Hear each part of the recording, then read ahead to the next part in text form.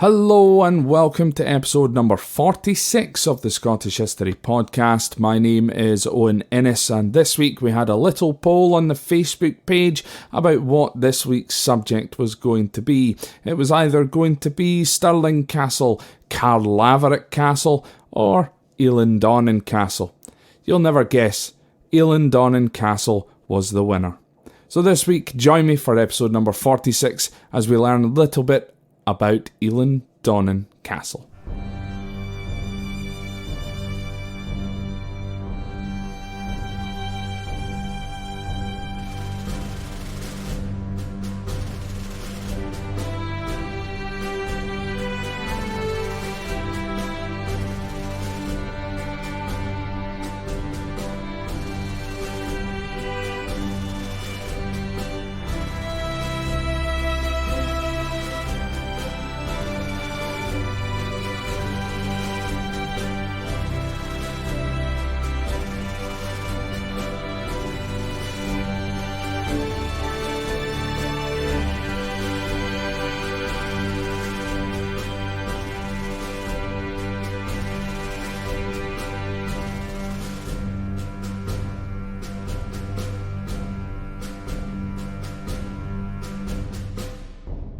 Eilean Donan, or simply the island of Donan, is a tidal island which sits at the meeting point of three seawater lochs: Loch Long, Loch Duich and Loch Aush.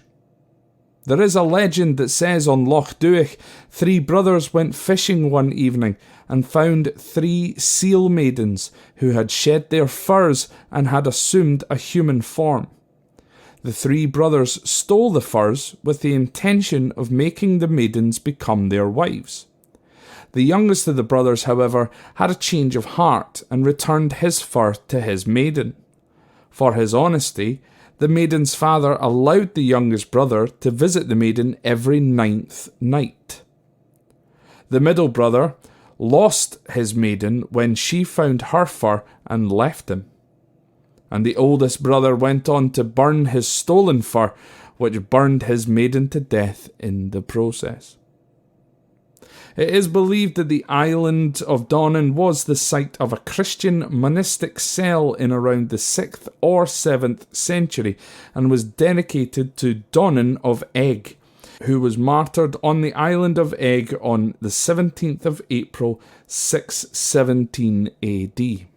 There is, however, no evidence to support this theory of a cell on the island. However, evidence of an Iron Age or very early medieval fortification has been found. Now we jump into the 13th century, and this is when the story of the castle truly begins. During the reign of King Alexander II, who reigned from 1214 to 1249, the Norsemen were still regularly attacking the western part of mainland Scotland. Eilean Donan proved to be well positioned to become a strong defensive position against the Norse invaders. Again, according to legend, the son of a chief of Clan Matheson had the power of communicating with birds, which brought him into favour with King Alexander, and was then asked to build a castle to protect the realm. It was at that time a large curtain-walled castle was built. Likely it was larger than the castle that sits on the island today. Sometime later, the castle passed to the Mackenzies of Kintail, who were originally vassals to the Earl of Ross. The Mackenzies garrisoned members of Macleans and Macraes in the castle due to strong ties between the three clans. Now, once King Alexander III had regained the Western Isles back from Norway after the signing of the Treaty of Perth in 1266, the Earl of Ross wanted his castle back, and the Mackenzies refused. This led to a long, bitter feud between the Earl of Ross and the Mackenzies and their allies. Now, the Mackenzie clan do claim that King Robert the Bruce stayed on the island during the winter of 1306 into 1307. However, there is absolutely no evidence to support this. The castle and the area escaped harm completely, it appears, during the First War of Scottish Independence. By the 1340s, it is said that the Mackenzies had been defeated by the Earl of Ross, who granted the area of Kintail to Ragnall MacRory in 1342.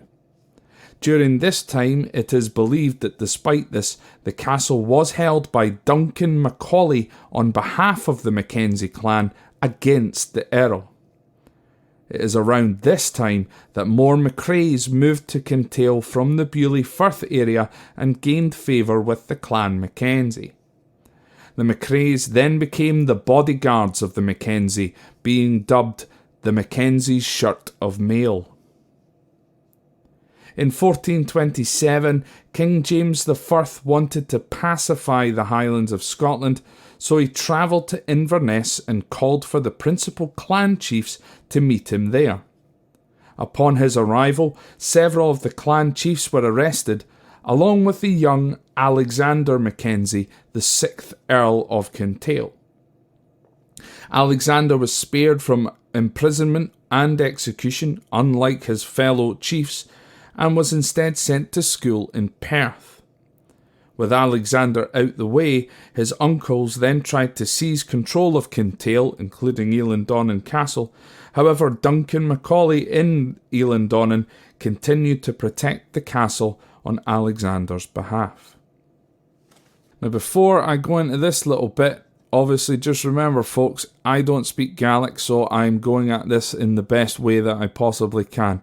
I'm having my best guess at it.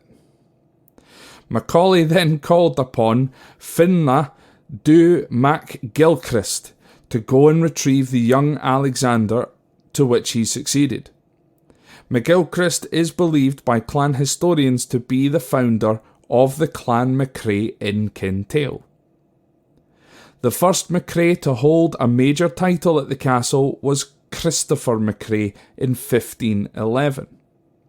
This was after the Mackenzies were branded as rebels in 1503, after which a feud occurred which ended in the Mackenzies handing the castle over to the king. In 1539, Donald Gorm MacDonald of Sleat on the Isle of Skye ravaged the lands of the MacLeods of Dunvegan and then attacked the Mackenzies of Kinlochew, where the brother of Christopher MacRae was killed. Gorm MacDonald learned that Eilean Donan was very weak in defence, with only 2 men garrisoned there, and he launched an attack. During the attack, the 2 men that had been garrisoned at the castle were indeed killed. But Donald MacGilchrist of Clan MacRae showed up just as the attack started, and he killed Gorm MacDonald, which caused the rest of the MacDonalds to flee. Donald MacGilchrist's own son, Christopher MacRae, then became the constable of Eilean Donan, and himself having to deal with yet another clan feud between the Mackenzies and this time the MacDonalds of Glengarry, which lasted for 25 years. The castle, in a way though, has become famous because of the events that occurred during the Jacobite uprising of 1719. On the 11th of April 1719, the Jacobean troops led by George Keith, the 10th Earl of Marischal, the Marquess of Tullibardine, now known as the Duke of Atholl, and the Earl of Seaforth, who was the chief of Clan MacRae, along with 300 Spanish Marines, landed at Eilean Donan. This was due to it being Mackenzie territory, and the chief felt it would be good for recruitment, which it was, with over 500 men joining up. However, the army, even with over 1,000 troops, still had way more weaponry than they actually needed. So they decided to store some of it at the castle at Eilean Donan, with a garrison of around 40 Spanish soldiers, whilst the rest marched onwards to Inverness. At the beginning of May, the British government Royal Navy sent 5 ships into the area on a reconnaissance mission, of which 3 of them were sent up Loch Alsh. These 3 were the 50-gun HMS Worcester, the 44-gun HMS Enterprise, and the 20-gun HMS Flamborough. When they came across the castle on the 10th of May, 1719, they laid anchor, and under a flag of truce they tried to negotiate with the Spanish troops. The Spanish troops, however, started firing at the landing boat sent ashore, and the three ships then bombarded the castle for well over an hour, after which gale-forced winds forced the boats to shift anchor elsewhere. The following morning, on the 11th of May 1719, a Spanish deserter of the castle revealed the location of a nearby house being used to store gunpowder. As the navy approached, however, the Spanish soldiers burned down the house. All the while, the other two ships continued to bombard the castle until early evening, when finally, under heavy fire, a landing party was sent ashore and the Spanish troops surrendered the castle, along with the cache of 52 barrels of musket shot and 343 barrels of gunpowder. The government troops then burned down barns containing foodstuffs such as corn and spent the next 2 days demolishing the castle. When the castle was fully demolished, it had taken 37 barrels of gunpowder to do it. The Rising of 1719 ended the following month when the Jacobites were defeated nearby at the Battle of Glen Shiel due to being poorly equipped. All of their weapons had been at Eilean Donan. The ruins of the castle and the island remained untouched for over 200 years, until 1919, when a man called Lieutenant Colonel John McCrae Gilstrap bought the island and began to rebuild a castle based on the original foundations that remained. The building took 14 years to complete. A break in building had to take place, of course, during World War II, and was completed finally in 1932 as a private residence. Its iconic three-arch bridge was not completed until 1935 and was built purely to ease access to the castle. In total, the restoration at that time cost £250,000, which is cheaper than most one-bedroom townhouses in Edinburgh these days. However, when you count in inflation from 1919, that's roughly just under £13 million. In 1955, Eilean Donan Castle was opened as a tourist attraction, and it is now ran by the McCrae family in 1983. Now, it is widely claimed that Eilean Donan is the most photographed castle anywhere in the world. Now, this may or may not be true, but it is without question the third most visited castle in Scotland, behind only Edinburgh and Stirling castles, which is incredible. And I find it incredible just purely due to its location. It's just 5 miles outside of the Isle of Skye. It's not just down the road like Edinburgh Castle. It's miles away. Now, if you haven't been to Eilean Donan Castle, then you've most probably seen it in a film. Movies such as Highlander. Some people will argue it's the greatest film ever made. You're wrong. It's also in James Bond, The World Is Not Enough. It's also featured in a film called Maid of Honour. And most recently, it was in the film called Mary, Queen of Scots. With that in mind, it is definitely a place for your Scotland bucket list, without question. As on this episode, we've only just really scratched the surface. Inside the castle is absolutely stunning. Now again, some people do get a little bit disappointed when they find out that the castle is basically a 20th century building. However, the history that lies underneath that is so much more. So if you're heading to Scotland in the future, hopefully that's going to be very soon. We are, of course, still in lockdown. Now, I have had quite a lot of emails about people wanting to visit Scotland and wanting advice on that.